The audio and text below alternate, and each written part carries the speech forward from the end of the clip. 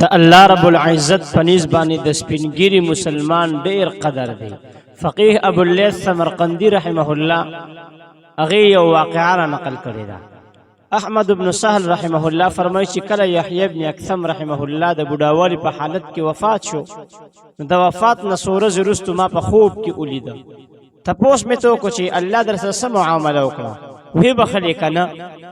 هغه راته ویلي چې کله زه د الله حضور ته پیش کړی شم نو راته او فرمایل یا شیخ السوء فعلت ما فعلت، اے ګناګار بوډا تا دا پلان کې کار ولې کړی دی، پلان کار دی ولې کړی دی؟ ما ورته عرض وکړ اے رب ما ته خو ستاسو طرف نه دا خبره نو را رسیدلې. الله راته فرمایل ته سما دا طرف نه کوم خبر در رسیدلې و، وایا کوم خبره و؟ ما ورته ویلي ما ته خو حدیث بیان کړی شوی دی، عبد الرزاق او هغه د معمر نه اوریدلو، هغه د زهری نه، دا ټول سند ورته ویلي.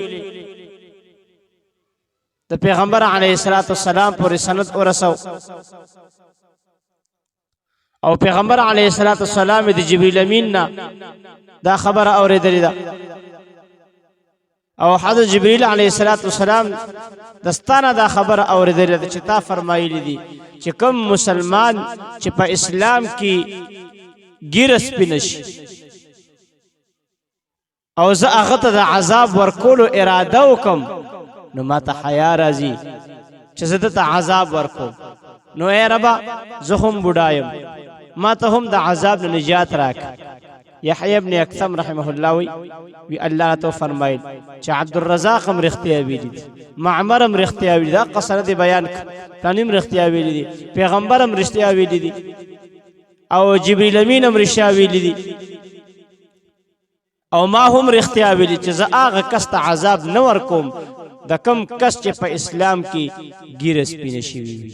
یحیی ابن اکثم رحمه الله فرمایي چې بیا الله پاک حکم وکړو چې دی جنت ته بوځي، نو زه جنت ته بوتلی شو.